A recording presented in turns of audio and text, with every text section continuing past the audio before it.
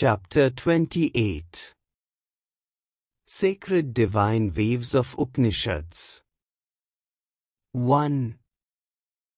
Self is caught up in perception, emotion and thought. Body, mind and intellect cannot perceive, feel or comprehend the transcendental. Even terrestrial experiences are difficult to describe as they become subtler. 2.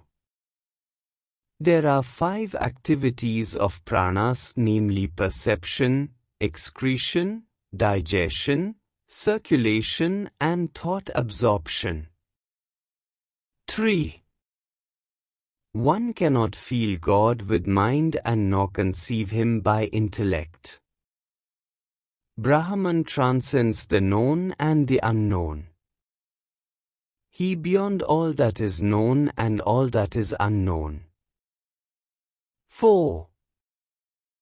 There exist 4 sources of knowledge: pratyaksha direct, Oyman inference, upma comparison, agami tradition and intuition.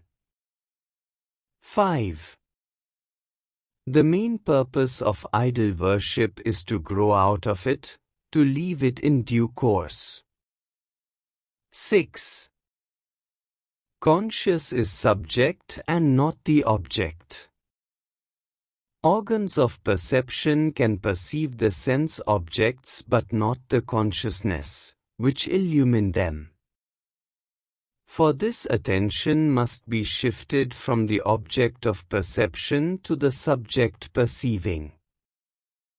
7. Prana is the electrical gadget and the consciousness is electricity. Electricity is the primary cause of functioning of these gadgets.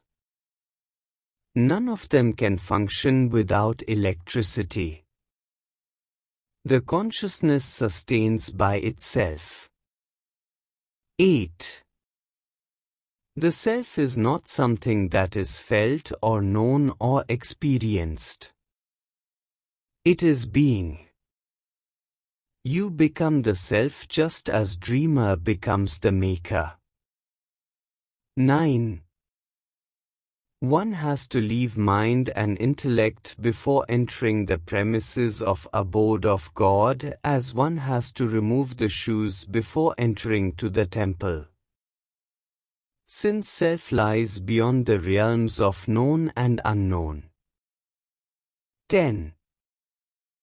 Through senses one perceives, through mind one gets thoughts and emotions, and through intellect one gets deep thoughts. All these 3 constitutes the world and worldly affairs.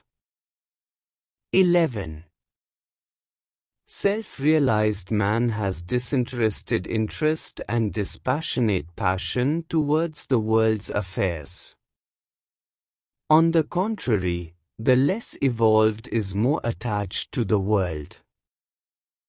If one is more peaceful, then only he is more objective and efficient to his work or action. 12. He who loses his life for his or God's sake shall find it. He who finds his own life for himself shall lose it. 13.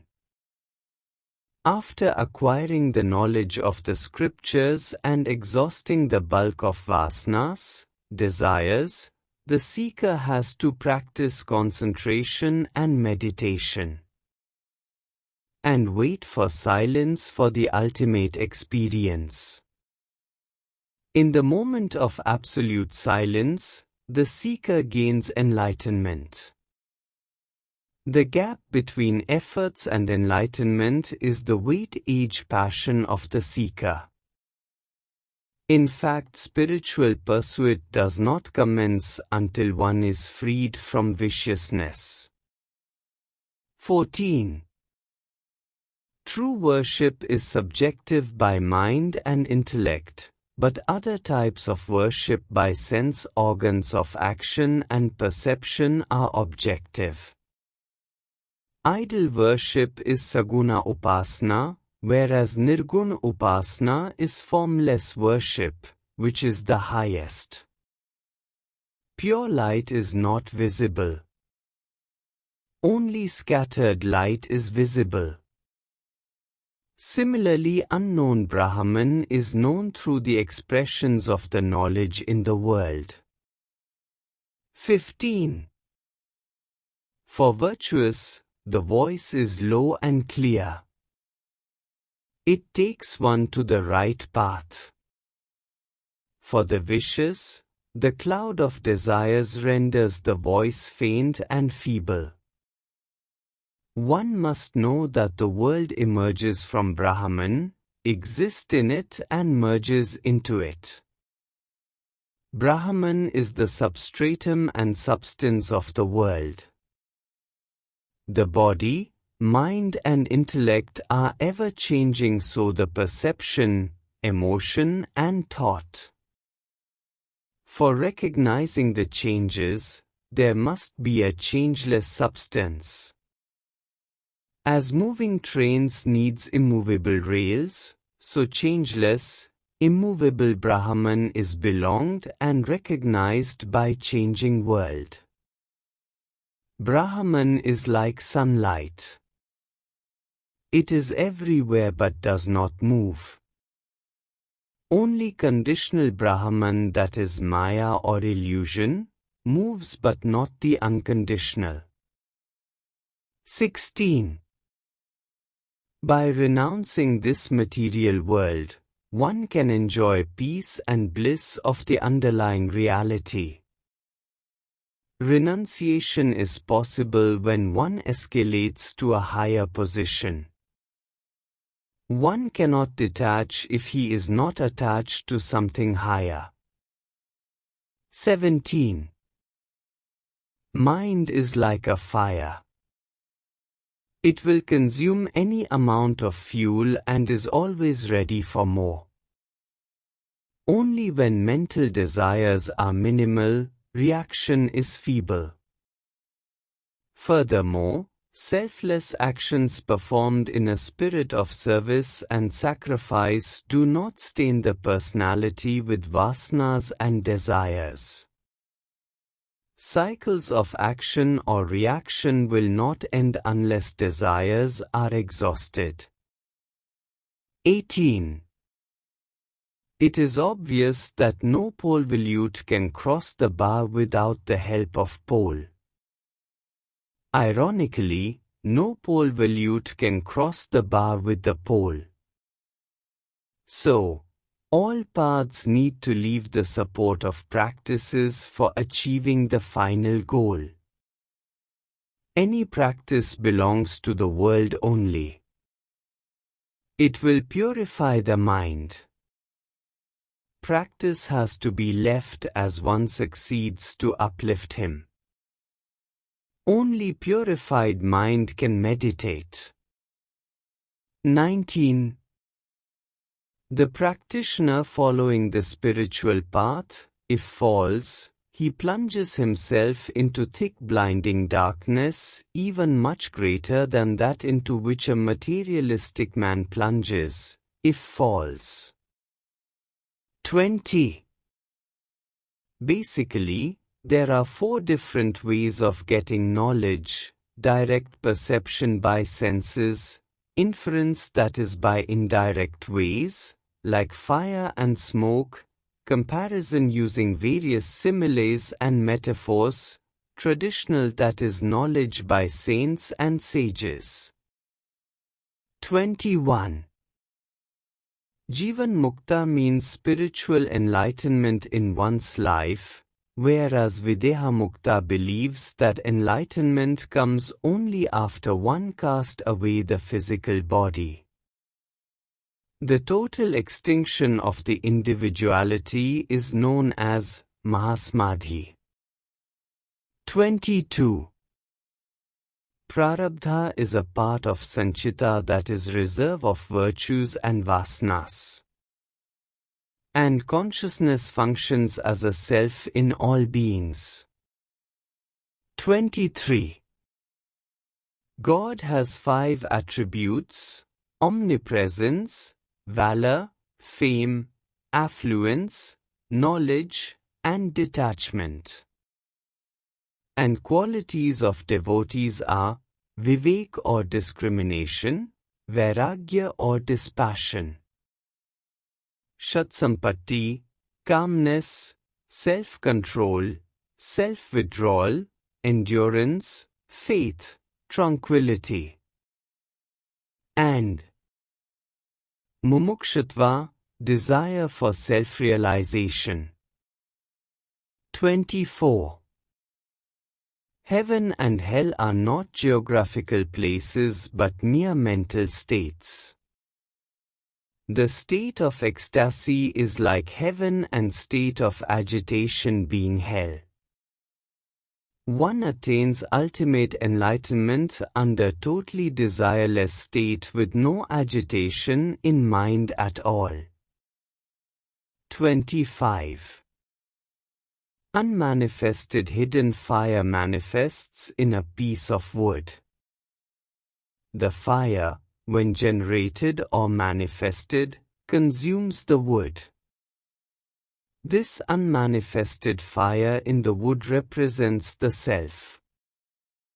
The hidden fuel in the wood is like the matter layers comprising vasanas, desires. The invoked self, that is fire, destroys the vasanas in the individual. As both fire and fuel are contained in the wood, similarly Jiva houses both spirit and matter. 26. Awake is gross state or bodily state, dream is subtle state, deep sleep is causal state, and thoughtless state is blissful state. Beyond waking, dream and deep sleep state is Turiya, wherein lies immaculate self, which is substratum, the individual consciousness. There is no agitation beyond deep sleep, it is blissful state, all agitations cease there. 27. The infinite springs from finite. As one seed creates tree, number of fruits and seeds and so on. Infinite actions, thoughts emanates from self-Atman. As one becomes self-realized, he turns himself to the state of pure consciousness, and then he sees self and self alone. He can only access the knowledge of self. Self is the purest. Purity indicates the absence of otherness. 28. Existence or non-existence is intellectual concepts. Brahman is beyond conception. It transcends the intellect. Hence, it is said to be beyond existence and non-existence. 29. The mind and intellect perish at the moment of self-realization. But self remains the same. It is immutable and imperishable. 30. Earth is inert but vegetation is alive. Camphor or kapoor, used in puja or worship, represents the fire of knowledge destroying the vasanas. 31. It is said that if coconut breaks into halves, is auspicious. Uneven breakage indicates gloomy and disastrous situation. 32. Om is the bow, the self is indeed arrow, and Brahman is target. One with steady mind should become like an arrow.